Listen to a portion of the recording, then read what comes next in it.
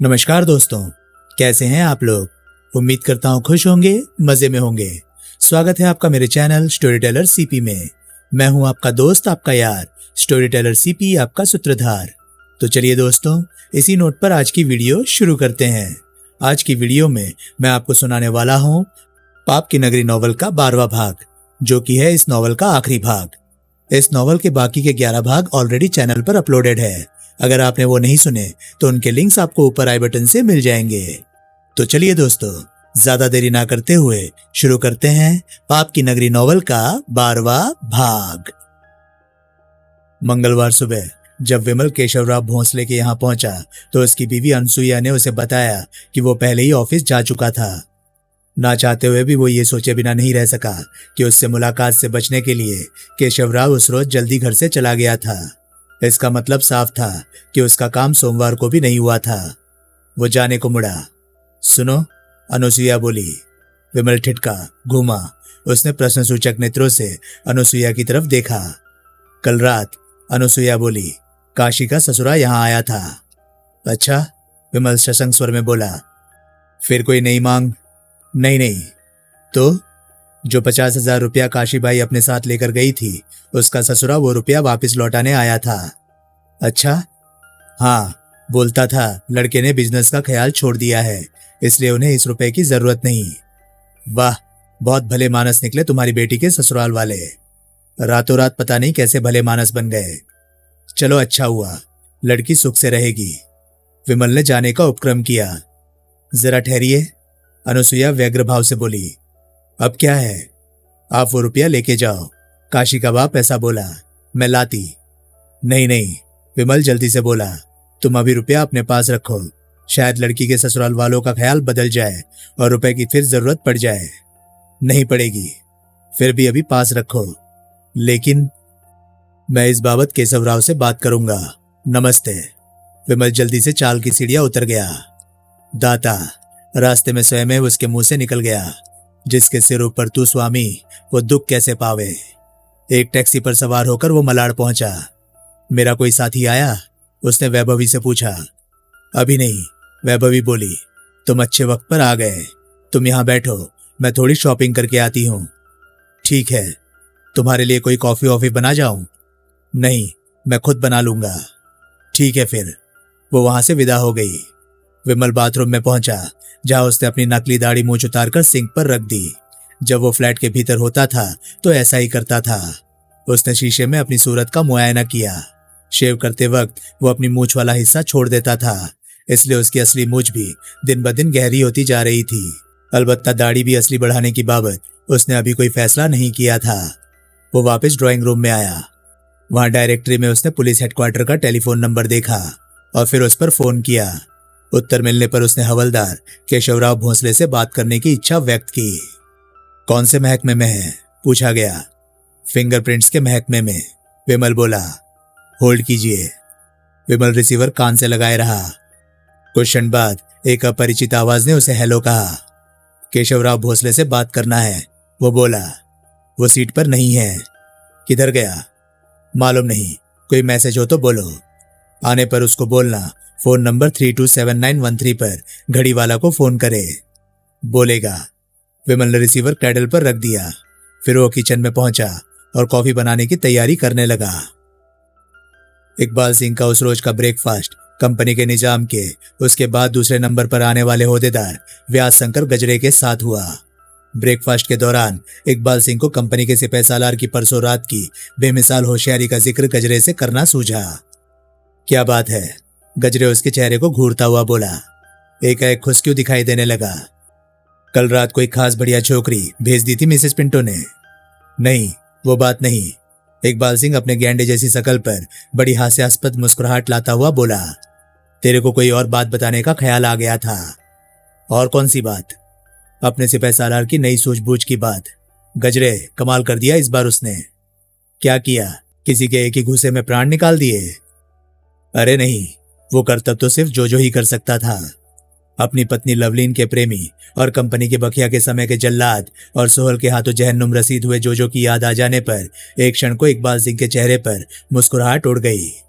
उसने दिमाग से काम लिया। डोंगरे ने और दिमाग से काम लिया। यार क्यों मजाक कर रहा है? तभी तो इस जिक्र के काबिल बात है। क्या किया उसने? इकबाल सिंह के चेहरे पर मुस्कुराहट फिर आ गई। उसने मजे ले लेकर उस इंतजाम का बखान किया जो घोरपड़े ने इलेक्ट्रॉनिक ट्रांसमीटर के जरिए वागले की निगरानी का किया था। इकबाल सिंह खामोश हुआ तो गजरे ने बड़े नुमाइशी अंदाज से अपना माथा पीटा। क्या हुआ? इकबाल सिंह बौखलाया। इकबाल सिंह, गजरे बोला, तू बखिया की जगह नहीं ले सकता। हम में से कोई बखिया की जगह नहीं ले सकता। अरे क्या हुआ? इकबाल सिंह, भूल गया बखिया कंपनी के सिपह सालार को क्या मानता था? बखिया कंपनी के सिपह सालार को कंपनी की हमलावर बहा मानता था, दिमाग नहीं। दिमाग के काम की उम्मीद बखिया हमेशा मोहम्मद सुलेमान से करता था, जॉन रॉड्रिगुएज से करता था, खुद तेरे से करता था। लेकिन क्या कभी कंपनी के तबके से सिपह सालार दंडवते से भी करता था? यार, इकबाल सिंह झुंझलाकर बोला, तू कहना क्या चाहता है? मैं ये कहना चाहता हूं कि हमारे सिपह सालार की खोटी अकल की वजह से समझ ले वो शख्स वागले हमारे हाथ से निकल गया। क्या? अरे जैसे सिग्नल रिले करने वाला ट्रांसमीटर उस रिवॉल्वर में पेवस बता रहा है जो वागले के सिर थोपी गई है, वैसे ही क्या वो रिवॉल्वर भी वागले में पेवस्त है? वो कैसे हो सकता है? नहीं हो सकता, इसलिए दो कौड़ी की स्कीम है। सिग्नल रिसीव करके हमारा मूर्ख सिपह सालार समझ लेता जहां सिग्नल रिले करने वाली रिवॉल्वर होगी वहीं वागले होगा। ये कैसे जरूरी है? वो रिवॉल्वर कहीं छोड़कर खुद वहां से चल दे तो सिग्नल तो वहीं से आएगा ना जहां की रिवॉल्वर पीछे छूटी पड़ी है। वो रिवॉल्वर क्यों पीछे छोड़ेगा? उसे मालूम थोड़ी ही है कि उसमें ट्रांसमीटर फिट है। कोई वागले जैसा भगोड़ा हाथ आया हथियार यूं छोड़ता है? नहीं छोड़ता, लेकिन ट्रांसमीटर की खबर लग जाने पर वो उसमें से ट्रांसमीटर तो निकाल फेंक सकता है। खबर लग जाने पर? डोंगरे कहता है कि रिवॉल्वर में ट्रांसमीटर बड़ी चतुराई से छुपाया गया है। यही तो मैं कह रहा हूं। अब तुझे डोंगरे की चतुराई पर एतबार आने लगा है ना? ऐसा है तो कंपनी के सिपह सालार के साथ उसे कंपनी का वजीर आजम भी बना दे। गजरे, तू मेरा मजाक उड़ा रहा है। हरगिज नहीं, तू मुझे फिक्र में डाल रहा है। ये हो सकता है। इकबाल सिंह चुप रहा। निहायत लजीज ब्रेकफास्ट में उसकी दिलचस्पी एकाएक खत्म हो गई। वो आता ही होगा। फिर एकाएक वो बोला, अभी पूछते हैं कि। तभी डोंगरे ने वहां कदम रखा। डोंगरे के चेहरे पर निगाह पड़ते ही इकबाल सिंह समझ गया कि गजरे का अंदेशा सही निकला था। धीरे धीरे क्रोध से उसका चेहरा विकृत होने लगा। उसे अपने माथा तोहदेदार गजरे की ना सुननी पड़ी होती तो शायद उसे इतना क्रोध ना आता। हाथ से निकल गया वागले? डोंगरे चाहे इकबाल सिंह को वही खबर सुनाने आया था, लेकिन वो बात इकबाल सिंह के पहले कह देने की वजह से उसका रहा सहा मनोबल भी टूट गया। बड़ी कठिनाई से वो सहमति में अपनी गर्दन हिला पाया। तेरे आदमी डिब्बे के पिज्जा पार्लर में रिवॉल्वर की चौकीदारी करते रहे। वो रिवॉल्वर वहां छोड़ गया और खुद खिसक गया। डोंगरे की बैल जैसी गर्दन बड़ी कठिनाई से हिली। नहीं, डोंगरे ने फिर इनकार में गर्दन हिलाई। मुंह से भौंक, मुंडी ना हिला। नहीं नहीं नहीं। तो परसों रात वो वहां पहुंचा ही नहीं था। क्या बकता है? तूने खुद कहा था कि चैम्बूर में यह तसल्ली हो जाने के बाद कि कोई उसके पीछे नहीं लगा था, वो सीधा माटुंगा डिब्बे के पास पहुंचा था। मैंने कहा था, लेकिन गलत कहा था। क्यों गलत कहा था? क्या?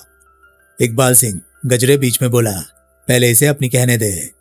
इकबाल सिंह ने जोर से थूक निकली और फिर जब्त करके बोला, बोल क्या कहता है?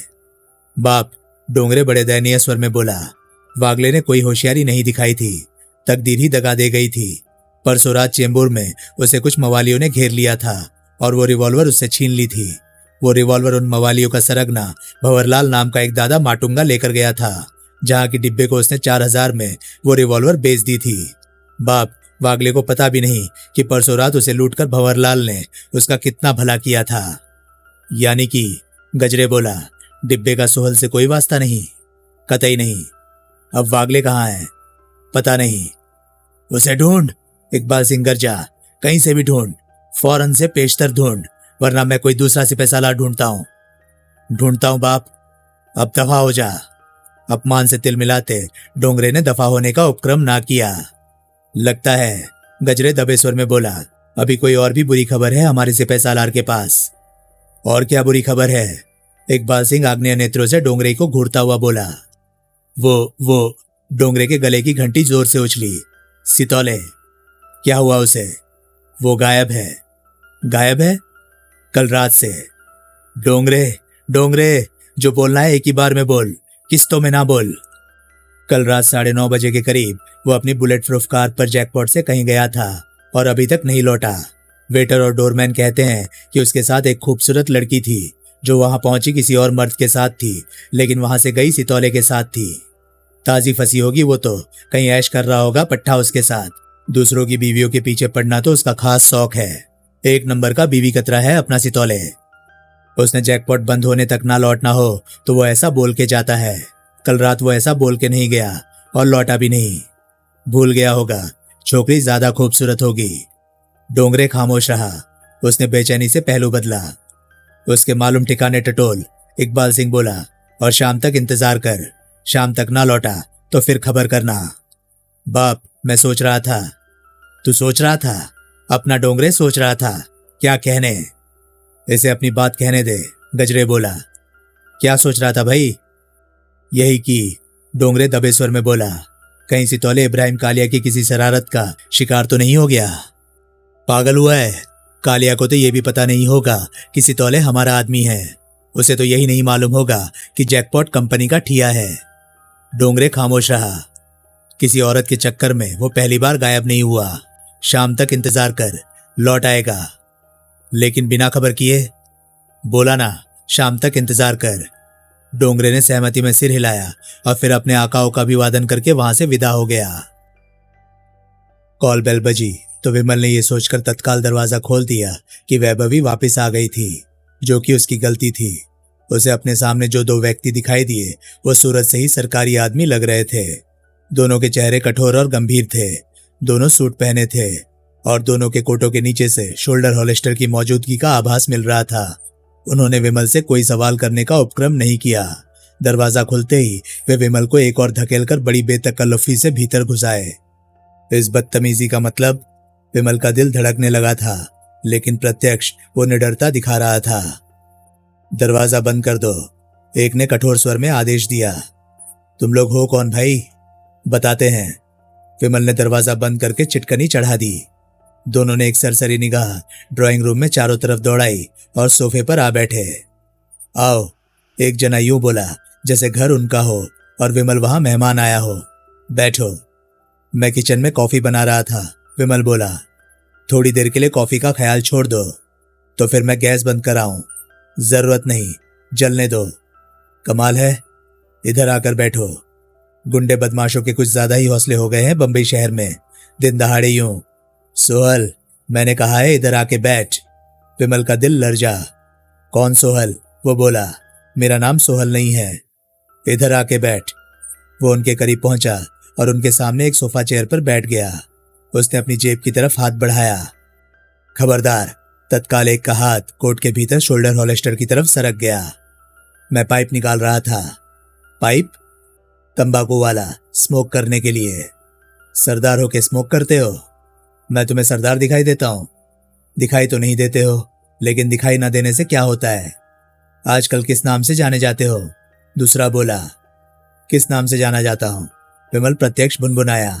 एक शख्स के क्या कोई 10-20 नाम होते हैं? आम शख्स के नहीं होते, लेकिन तुम कोई आम शख्स नहीं हो। तुम्हारे चंद एक मशहूर नाम जो हमें मालूम है वो है सरदार सुरेंद्र सिंह सोहल, विमल कुमार खन्ना, गिरीश माथुर, बनवारी लाल, रमेश कुमार शर्मा, कैलाश मल्होत्रा, बसंत कुमार, नितिन मेहता। कितने हो गए? पता नहीं क्या कह रहे हैं आप लोग, मेरी समझ में कुछ नहीं आ रहा है। आप लोग जरूर मुझे कोई और समझ रहे हैं, जो कि मैं नहीं हूं। मेरा नाम पीएन घड़ीवाला है और ये मेरा इकलौता नाम है। ये भी तुम्हारा एक नाम है। नाम कोई आप लोगों के भी होंगे। यहां से टलने वाले नहीं हो तो कम से कम ये तो बताओ कि तुम लोग हो कौन? हाँ जरूर, पहला बोला। मेरा नाम योगेश पांडे है। ये मेरा जोड़ीदार नरेंद्र यादव है। हम सरकारी आदमी हैं। वो तो आप लोगों के माथों पर लिखा है। कौन से सरकारी आदमी हैं आप लोग? दोनों की आपस में निगाहें मिली। Anti terrorist squad. फिर योगेश पांडे बोला, सीबीआई। ओह, तो आप लोग बॉम्बे पुलिस से नहीं हैं? नहीं, हम लोग दिल्ली से आए हैं। मेरी फिराक में? विमल उपहासपूर्ण स्वर में बोला। उस शख्स की फिराक में जो कि आप मुझे समझ रहे हैं? नहीं। अच्छा, तुम 7 राज्यों में घोषित खतरनाक इश्तेहारी मुजरिम सोहल हो, लेकिन हमारे काम के लिहाज से फिर भी छोटी मछली हो। मैं सोहल नहीं हूं। तुम सोहल हो। इलाहाबाद से जब तुम जेल तोड़कर भागे थे तो वहां तुम्हारा यही नाम था।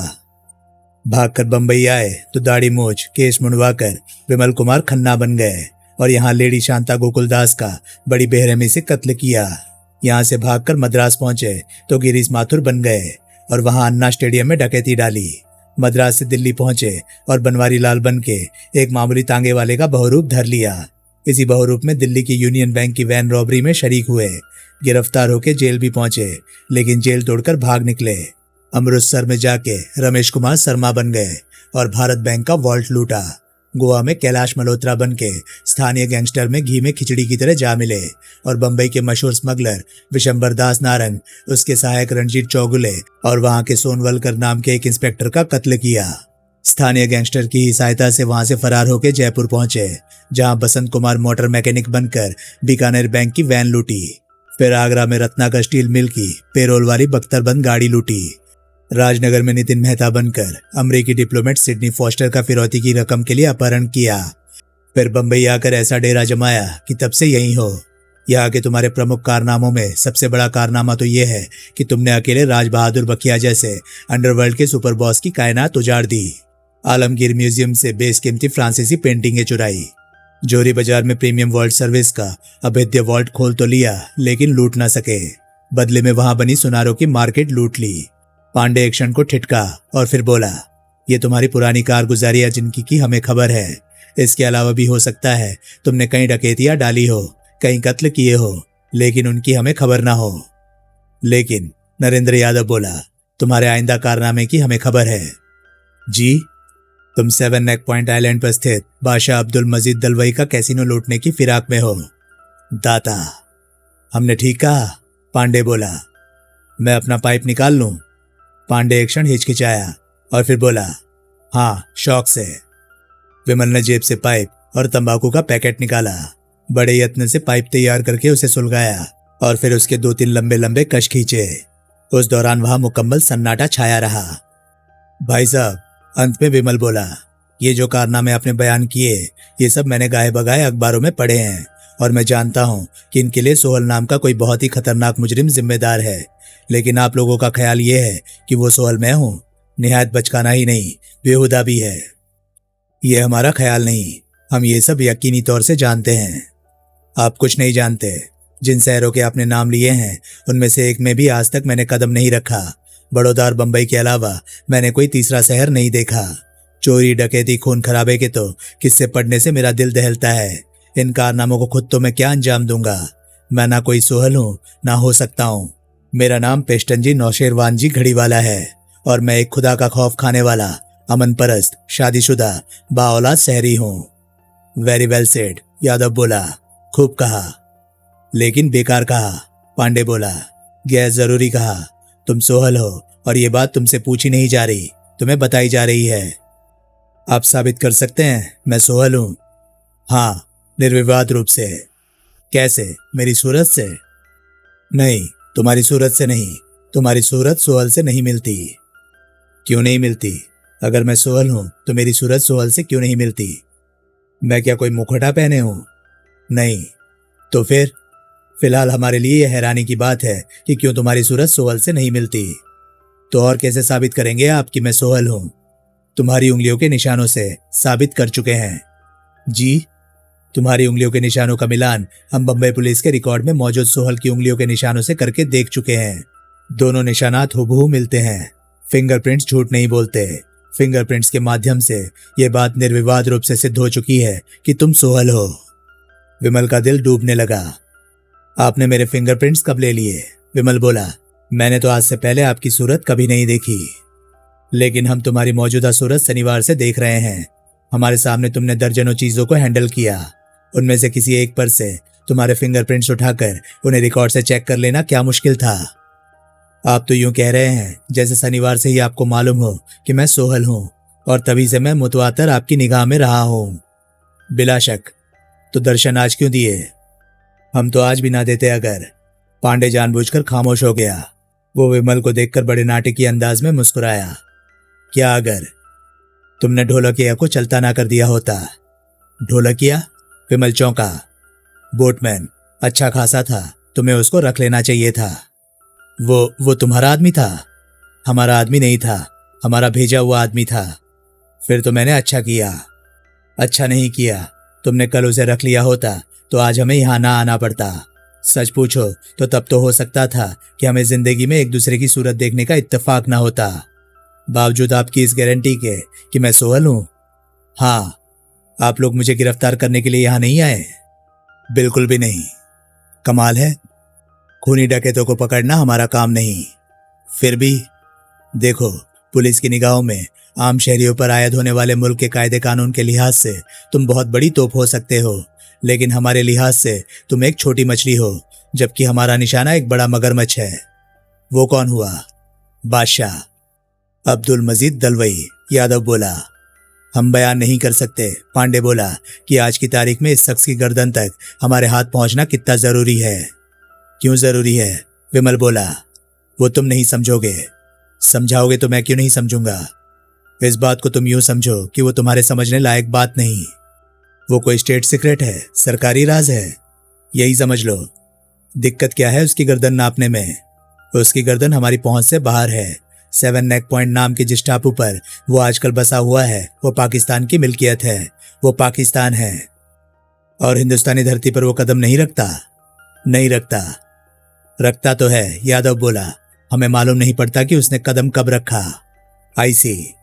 अब पोजीशन यूं है सरदार साहब, पांडे बोला, कि हमें मालूम है कि तुम बादशाह के कैसीनो पर हल्ला बोलने की फिराक में हो। शनिवार से ही तुम इस काम की तैयारियों में लगे हुए हो। तुम आदमी और असला जमा कर रहे हो। असले की खबर कैसे लगी? भट्टी के पीछे लग के लगी।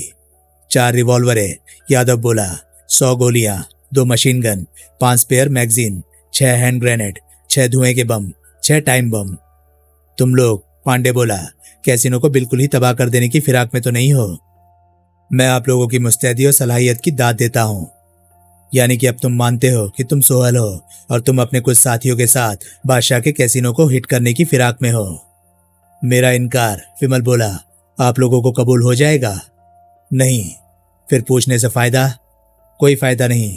तुम हाँ बोलो या ना। यह हकीकत अपनी जगह कायम है कि तुम कैसीनो को लूटने वाले हो। हमें कोई ऐतराज नहीं। हमारी तरफ से तुम कैसीनो की ईंट से ईंट बजा दो, उसे जला के भस्म कर दो, उसे समुद्र में डुबो दो। लेकिन वो खामोश हो गया। यूं बात को बीच में लटकी छोड़कर सस्पेंस पैदा करना उसकी आदत मालूम होता था। क्या लेकिन? लूट के माल का एक नग बादशाह भी होना चाहिए। क्या मतलब? मतलब साफ है, हमें बादशाह चाहिए। हमें बादशाह ऐसी जगह चाहिए जहां उस तक हमारी पहुंच मुमकिन हो। इसलिए कैसीनो को लूट कर वापस लौटते वक्त तुम्हें बादशाह को भी साथ लाना होगा। ओह, तुम्हारी गुनाहों से पिरोई जिंदगी का ये पहला काम होगा, यादव बोला, जिसके लिए तुम अपने मुल्क का कोई कानून नहीं तोड़ रहे हो। मैंने, विमल बोला, पहले भी कभी मुल्क का कोई कानून नहीं तोड़ा। अब ये पाखंडवाद छोड़ो, पांडे तनिक झुंझलाए स्वर में बोला। यूं क्या हम तुम्हें मुकरने देंगे? हम क्या नहीं जानते? हेलीकॉप्टर, एकाएक विमल के मुंह से निकला। क्या? पांडे हड़बड़ाया। मैं इतनी देर से ये नहीं समझ पा रहा था कि तुम लोगों को कैसीनो में मेरी दिलचस्पी की खबर कैसे लगी। अब समझ गया मैं। क्या समझ गए? शनिवार सुबह टापू का मुआयना करने की नीयत से जब मैं मोटर बोट पर वहां का चक्कर लगाने गया था तो मैंने आसमान पर एक हेलीकॉप्टर मंडराता देखा था। वो हेलीकॉप्टर जरूर तुम्हारा था। हेलीकॉप्टर तो कोस्ट गार्ड्स का था, पांडे बोला, अलबत्ता सवार उस पर हम थे। तभी तुम्हें हमारी खबर लगी थी, विमल बोला।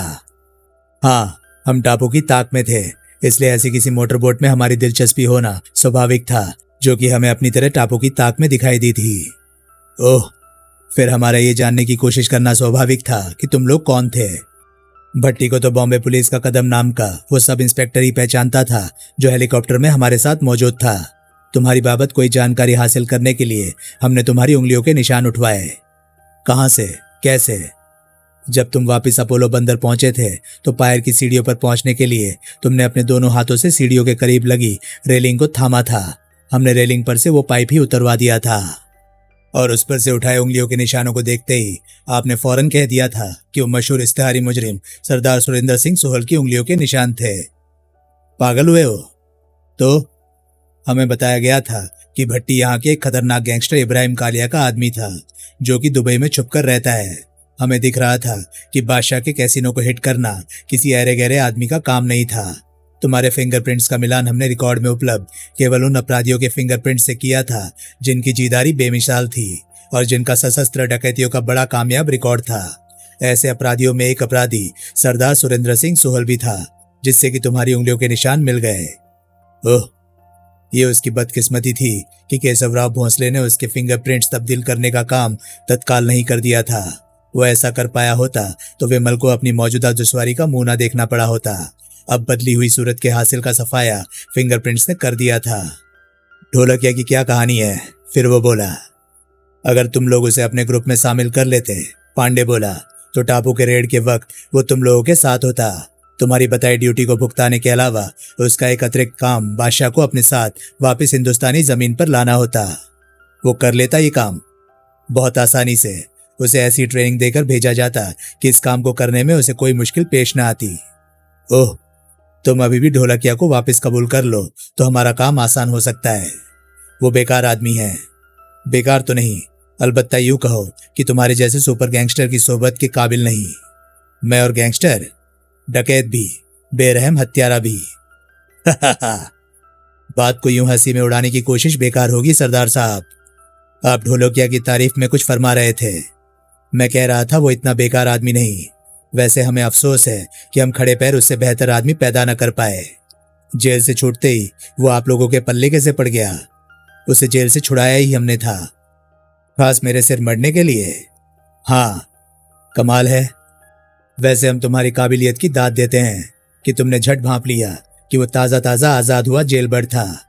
कोई भी भांप सकता था, हर कोई तो नहीं भांप सकता था। तो वो तुम्हें मंजूर नहीं? नहीं। फिर इसका दूसरा हल ये है कि तुम ढोलकिया की जगह मुझे कबूल कर लो। क्या? मैं तुम्हारा बोटमैन? पागल हुए हो? तुम्हें फायदा है। ढोलकिया को या किसी और बोटमैन को तुम्हें उसकी सेवाओं की उजरत देनी पड़ेगी। मैं ये काम फ्री में करूंगा। तुम मजाक कर रहे हो? मैं एकदम गंभीर हूं। अरे, चोर और हाकिम का कहीं साथ होता है? अब हो जाएगा। जब मेरे साथियों को पता चलेगा कि तुम सरकारी आदमी हो और हमें गिरफ्तार कर लेने की पावर रखते हो तो सबके सब भाग खड़े होंगे। तुम मत बताना उन्हें कि मैं कौन हूं। तुम्हारे मुंह पर लिखा है कि तुम कौन हो। दो में से एक को तो तुम्हें चुनना ही होगा, या मुझे या ढोलकिया को। मेरी मर्जी तो यहां नहीं चलने वाली। पांडे एकाएक बेसब्रा हो उठा।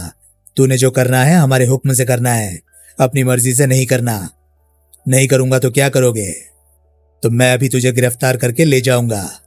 पहले भी हम, यादव बोला, ढीली दे रहे हैं, वरना हम तो जब चाहते तुम्हें गिरफ्तार कर लेते। तो किया क्यों नहीं? बताया तो, पांडे बोला। तूने हमारे लिए बादशाह तक पहुंचने का जरिया जो बनना है। विमल खामोश रहा। सरदार, तेरा इंकार 30 मिनट के अंदर अंदर तुझे जेल के सींगचों के पीछे पहुंचा देगा। Shut up. क्या? पांडे कहर भरे स्वर में बोला। मुझे सोचने दो। यादव ने पांडे के हाथ पर हाथ रखकर उसे शांत किया। ठीक है, पांडे भुनभुनाया। सोच ले, जी भर के सोच ले, बहुत वक्त है हमारे पास। विमल पाइप का कश लगाता सोचने लगा। स्थिति निश्चय ही बहुत विकट थी। उस घड़ी उसे अगर कोई पनाह हासिल हो सकती थी तो उन दोनों की हाँ में हाँ मिलाने में, उन्हें राजी रखने में ही हो सकती थी। सुनो, अंत में वो बोला, तुम क्यों अपने आप को या उस ढोलकिया को जबरन हमारे सिर थोपते हो? तुम्हें बादशाह चाहिए ना? बादशाह? बादशाह हमें जिंदा चाहिए। पांडे बोला। टापू की रेंज से लौटकर तुम्हारे ये साबित कर दिखाने से हमारा काम नहीं बनेगा कि तुमने टापू पर बादशाह का काम तमाम कर दिया है। बादशाह हर हाल में हमें जिंदा चाहिए। क्यों? कहा ना, ये तुम्हारी समझ में आने वाली बात नहीं। चलो, ऐसे ही सही। तुम मुझे मेरे तरीके से काम करने दो। ढोलकिया को या खुद को या किसी और को मेरे सिर ना थोपो। मैं बादशाह को जिंदा वापस लेकर आऊंगा। क्या गारंटी है? किस बात की? कि तुम हमें धोखा नहीं दोगे। कोई गारंटी नहीं, लेकिन जब तुम कहते हो कि तुम जब चाहे मुझे गिरफ्तार कर सकते हो तो फिर तुम्हें मेरी किसी गारंटी की क्या जरूरत है? मैं तुम्हें धोखा देता लगूं तो तुम मुझे गिरफ्तार कर लेना। क्या मुश्किल है? पांडे ने उत्तर ना दिया। उसकी निगाह अपने जोड़ीदार से मिली। किसी के भी चेहरे पर आश्वासन के भाव न आए। तभी एकाएक फोन की घंटी बजी। विमल ने हाथ बढ़ाकर फोन का रिसीवर उठाया तो पांडे ने टेलीफोन के पलंजर पर उंगली रखी। फोन पर वो चेतावनी भरे स्वर में बोला, कोई शरारती बात हुई तो मैं लाइन काट दूंगा। विमल ने सहमति में सिर हिलाया और माउथपीस में बोला, हेलो। घड़ी वाला, उसे केशव भोंसले की आवाज सुनाई दी। हाँ, तुम्हारा काम हो गया। ठीक है, मैंने तुम्हारे फिंगरप्रिंट्स। Wrong number. विमल ने रिसीवर क्रेडल की तरफ बढ़ाया तो पांडे ने वहां से हाथ हटा लिया। विमल ने रिसीवर क्रेडल पर रख दिया और पाइप का एक लंबा कश लगाया। तुम्हारी बात मुझे मंजूर नहीं, पांडे बोला। मेरी कौन सी बात? विमल बोला। कि तुम बादशाह को खुद ही अपने साथ वापस ले आओगे। कौन बादशाह? अबे सरदार, तेरा दिमाग। कौन सरदार? सोहल के बच्चे, इतनी होशियारी नहीं चलने की। कौन सोहल? तू सोहल। और कौन सोहल? मैं सोहल नहीं हूं, तू सोहल है। मैं सोहल होता तो तुम दोनों मेरे सामने इतने इत्मीनान से पसरे ना बैठे होते, सिर से पांव तक थर थर कांप रहे होते। साले पैंतरेबाजी करता है हमारे साथ। अभी एक सांस में ये कबूल करके बात करता है कि तू सोहल है, दूसरे ही सांस में मुकर जाता है, बेवकूफ बनाता है हमें। मैं सोहल होता तो तुम्हारी कतरनी कब की बंद हो चुकी होती, तुम दोनों की लाशें बिछी होती यहां। साले हम दोनों हथियार बंद हैं, तो भी तुम दोनों की लाशें बिछी होती यहां, चाहे तो भी क्यों ना होती तुम्हारे पास। मैं क्या सोहल को जानता नहीं? क्यों नहीं जानेगा? खुद को ही कैसे नहीं जानेगा? मैं सोहल नहीं हूं, तूने कह दिया और हमने मान लिया।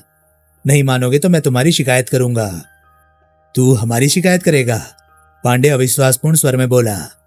हाँ, विमल दृढ़ स्वर में बोला। मैं पुलिस कमिश्नर से तुम्हारी शिकायत करूंगा, मैं गृह मंत्रालय को लिखूंगा, मैं प्रधानमंत्री तक पहुंचूंगा। दीदा दिलेरी देखो साले की। तुम लोग एक नेक शहरी को यूं हल्कान नहीं कर सकते। तू और नेक शहरी? हाँ, पेस्टनजी नौसेरवानजी घड़ी वाला, जो कि मैं हूं। तुम लोग मुझे जबरन कोई और नहीं बना सकते। जबरन? साले तेरे खुद के फिंगरप्रिंट्स। मेरे फिंगरप्रिंट्स किसी सोहल वोहल से मिलते नहीं हो सकते। लेकिन हमने खुद, या तुम्हें धोखा हुआ है या तुम जानबूझकर मुझे फंसाने के लिए झूठ बोल रहे हो। अबे हम ऐसा क्यों करेंगे? तो फिर जिस रेलिंग पर से तुम ये फिंगरप्रिंट्स उठाए बताते हो, उसे कभी सोहल के भी हाथ लगे होंगे और मेरे धोखे में तुमने उस पर से सोहल के ही फिंगरप्रिंट्स उठाए होंगे, जो कि उसके रिकॉर्ड से मिले ही होंगे। पांडे हक बकाया सा कभी विमल का और कभी अपने जोड़ीदार का मुंह देखने लगा। तेरा ये पैंतरा मेरी समझ में नहीं आ रहा है, पांडे बेचैनी से पहलू बदलता हुआ बोला। अभी तो तू बकरी की तरह मिमिया रहा था और अभी तू शेर की तरह गरजने लगा। ऐसा क्या कहा गया था तुझे उस टेलीफोन कॉल में? कुछ भी नहीं, वो रॉन्ग नंबर था। तू समझता है यूं तेरी खलासी हो जाएगी? क्यों नहीं होगी? आखिर मुल्क का कायदा कानून भी कोई चीज है। बिल्कुल ही तो गुंडा राज नहीं स्थापित हो गया हिंदुस्तान में। मैं मांग करता हूं कि तुम किसी अपने से ज्यादा जिम्मेदार आदमी के सामने मेरे फिंगरप्रिंट्स लो और फिर साबित करके दिखाओ कि मैं सोहल हूं। मैं ऐसा ही करूंगा, पांडे दांत पीसता हुआ बोला। मैं तुझे पुलिस कमिश्नर के पास लेकर चलता हूं। लेकर चलो, विमल चैलेंज भरे स्वर में बोला। अब तुझे तो मैं फांसी पर लटकवा कर ही छोड़ूंगा। बादशाह पर हाथ डालने की मैं कोई और जुगत भिड़ा लूंगा। विमल हंसा। तू? पांडे संदिग्ध भाव से उसे घूरता हुआ बोला। ये तो नहीं समझ रहा कि यहां से लेकर पुलिस हेडक्वार्टर तक के रास्ते के बीच कहीं तो फरार हो जाने में कामयाब हो जाएगा। मुझे क्या जरूरत पड़ी है फरार होने की? तुम 10 बार मेरे से माफी मांग के खुद मुझे छोड़ोगे। वैसे तेरी जानकारी के लिए इस सारी इमारत को पुलिस के 20 आदमी घेरे हुए हैं। वो 20 के 20 पुलिस हेडक्वार्टर तक हमारे साथ चलेंगे। तू भाग नहीं सकेगा। मैं क्यों भागूंगा? तुम मुझे बाइज्जत यहीं छोड़ के जाओगे। इतनी दिलेरी? दिलेरी नहीं, ये एक सच्चे और ईमानदार आदमी की अपने हक के लिए दुहाई है। मैं अल्पसंख्यक वर्ग का अंग हूं, तो इसका मतलब ये नहीं कि तुम लोग। Shut up! पांडे गला फाड़कर चिल्लाया। क्यों शट अप? मैं क्या? बकवास बंद, उठ के खड़ा हो और चल। फ्लैट की मालकिन बाहर गई हुई है, मैं उसके आने पर चलूंगा। तू अभी चलेगा? मैं पीछे एक आदमी फ्लैट की रखवाली के लिए और मालकिन को यह बताने के लिए छोड़कर जाता हूं कि तू जहां गया है वहां से कभी लौट के नहीं आएगा। Stand up and move. Vimal बड़े इत्मीनान से पाइप के कश लगाता हुआ उठ खड़ा हुआ। पुलिस हेडक्वार्टर की लॉबी में ही प्रेस रूम था। उसके सामने से गुजरते समय विमल ने जोर जोर से शोर मचाना आरंभ कर दिया कि पुलिस वाले उस बेगुनाह को जबरदस्ती कोई इश्तिहारी मुजरिम साबित करने पर तुले हुए थे। तत्काल कितने ही रिपोर्टर उसके इर्द गिर्द इकट्ठे हो गए। पांडे ने जब उन्हें बताया कि दुहाई देता वो शख्स मशहूर इश्तिहारी मुजरिम सरदार सुरेंद्र सिंह सोहल था, तो किसी के भी चेहरे पर विश्वास के भाव न आए। नतीजतन सब विमल, पांडे और यादव के पीछे पीछे पहली मंजिल पर पहुंच गए, जहां की पुलिस कमिश्नर जुआरी का दफ्तर था। वहां बड़ी कठिनाई से रिपोर्टरों को रोका गया और भीतर कमिश्नर के दफ्तर में जाने के लिए उन्हें अपना एक प्रतिनिधि चुनने के लिए कहा गया। रिपोर्टरों ने इंडियन एक्सप्रेस के संवाददाता झालानी को चुना। वे कमिश्नर के दफ्तर में दाखिल हुए। उस किस्से की खबर वायरलेस पर पहले कमिश्नर तक पहुंचाई जा चुकी थी, इसलिए उसके ऑफिस में एसीपी मनोहर देवड़ा के अलावा दामोदर राव नाम का वो सब इंस्पेक्टर भी मौजूद था, जो सोहल की आवाज और सूरत दोनों से वाकिफ था। बखिया से छिड़ी जंग के दौरान जब विमल नीलम को बॉम्बे सेंट्रल स्टेशन से दिल्ली की गाड़ी में बिठाने गया था और वापसी में पुलिस से घिर गया था, तो सब इंस्पेक्टर दामोदर राव ने ही उसे गिरफ्तार होने से बचाया था। उपन्यास खून के आंसू। उसके बाद फ्रांसीसी पेंटिंगों की चोरी वाले मामले में टैप रिकॉर्ड हुई विमल की आवाज को भी उसी ने पहचाना था। उपन्यास मरना यहाँ। विमल पर निगाह पड़ते ही और उसके दो शब्द बोलते ही सब इंस्पेक्टर दामोदर राव का सिर इंकार में हिलने लगा। सुना है, एसीपी देवड़ा दबे स्वर में बोला, आजकल प्लास्टिक सर्जरी से सूरत बदल जाती है। लेकिन आवाज? कमिश्नर जुआरी बोला। देवड़ा ने जवाब न दिया। सर, पांडे आवेशपूर्ण स्वर में बोला, ये बेकार की बातें हैं। मिस्टर पांडे, जुआरी सख्ती से बोला, mind your language. What I meant to say sir was that his present circumstances, these are inconsequential things. Main and decisive thing is his fingerprints. सूरत तब्दील हो सकती है, ट्रेनिंग से आवाज बदलकर बोलने की आदत डाली जा सकती है, लेकिन फिंगरप्रिंट्स तब्दील नहीं किए जा सकते। कोई मुजरिम अपने फिंगरप्रिंट्स से पीछा नहीं छुड़ा सकता। अपने हाथ ही काट दे तो बात जुदा है। इसके हाथ सलामत है। जी हाँ, और मैं इन हाथों पर मौजूद फिंगरप्रिंट्स खुद सोहल के फिंगरप्रिंट से मिलाकर देख चुका हूँ। ये सोहल है, एक बार सोहल है, 1000 बार सोहल है। मैं फिंगरप्रिंट्स को नहीं समझता, विमल ने फरियाद की, लेकिन मैं सोहल नहीं। तो कमिश्नर जुआरी बोला, कौन हो तुम? मेरा नाम पेस्टनजी नौशेरवानजी घड़ीवाला है और आज तक मैंने जिंदगी में मक्खी नहीं मारी। अपनी शिनाख्त का कोई जरिया है तुम्हारे पास? मेरे पास ड्राइविंग लाइसेंस है। दिखाओ। विमल ने ड्राइविंग लाइसेंस निकालकर मेज पर डाल दिया, जिसका खुद कमिश्नर ने मुआयना किया। क्वेश्चन लाइसेंस झालानी समेत बाकी हाथों में घूमा और फिर विमल के पास लौट आया। मेरी बीवी फिरोजा, विमल बोला, मेरा लड़का आदिल और मेरी लड़की यास्मीन इस वक्त होटल सी व्यू के कमरा नंबर 608 में मौजूद हैं। आप उन्हें यहाँ बुलाइए और उनसे दरियाफ्त कीजिए कि मैं कौन हूँ। ये सब बातें, पांडे आवेशपूर्ण स्वर में बोला, इस शख्स की, जो कि यकीनन सोहल है, फिंगरप्रिंट से बड़ा सबूत साबित नहीं हो सकती। तुम्हें, कमिश्नर बोला, अपने फिंगरप्रिंट्स देने में कोई ऐतराज है? कोई ऐतराज नहीं, कतई कोई ऐतराज नहीं। कमिश्नर के आदेश पर सब इंस्पेक्टर प्रभाकर राव ने विमल के फिंगरप्रिंट्स लेने की प्रक्रिया आरंभ की। उस दौरान एक हवलदार रिकॉर्ड सेक्शन से इश्तेहारी मुजरिम सरदार सुरेंद्र सिंह सोहल के फिंगरप्रिंट्स का रिकॉर्ड ले आया। सब इंस्पेक्टर प्रभाकर राव ने फिंगरप्रिंट्स का मिलान किया। नहीं मिलते। फिर उसने घोषणा की। कमिश्नर जुआरी ने भी मैग्नीफाइंग ग्लास लेकर खुद फिंगरप्रिंट्स का मुआयना किया। कतई नहीं मिलते। पांडे को घूरता हुआ वह अप्रसन्न स्वर में बोला। पांडे बदहवास हो उठा। उसने झपटकर फिंगरप्रिंट्स के दोनों सेट और मैग्नीफाइंग ग्लास अपने अधिकार में किया। कुछ क्षण बाद उसने सिर उठाया तो उसका चेहरा छाती तक लटका हुआ था। व्हाट डू यू से नाउ मिस्टर पांडे? कमिश्नर बोला। मैं तो कुछ समझ ही नहीं पा रहा हूं, वो मरे स्वर में बोला। ये तो जादूगरी हो गई।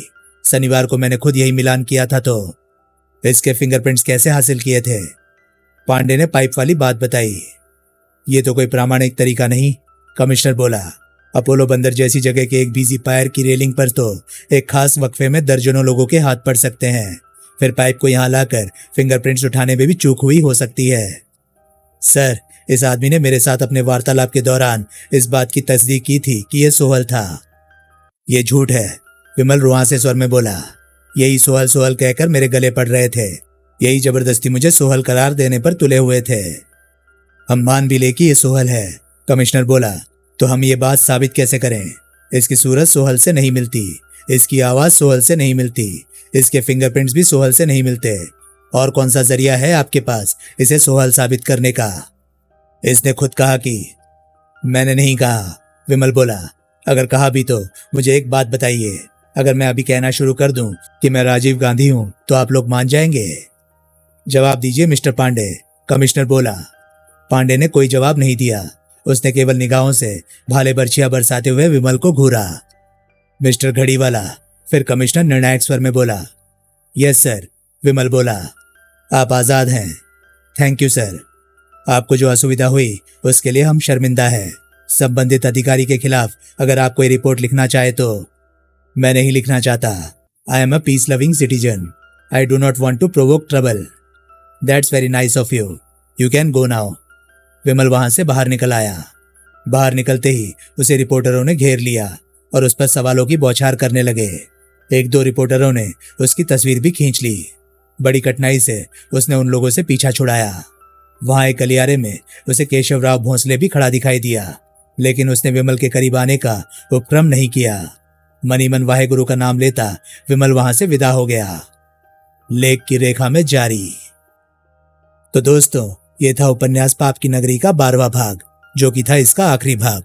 ये भाग आपको कैसा लगा और ये उपन्यास आपको कैसा लगा, प्लीज कमेंट सेक्शन में अपनी राय मुझे जरूर बताएं। और हाँ, अगर आपको मेरे वीडियोस पसंद आ रहे हैं तो प्लीज उन्हें लाइक करें और शेयर करें। साथ ही साथ चैनल को सब्सक्राइब करें, क्योंकि मैं ऐसे कंटेंट लाता रहता हूँ। तो चलिए दोस्तों, मैं मिलता हूँ अब आपसे अगली वीडियो में। तब तक के लिए नमस्कार, गुड बाय। सेफ रहिए, खुश रहिए, मजे करिए।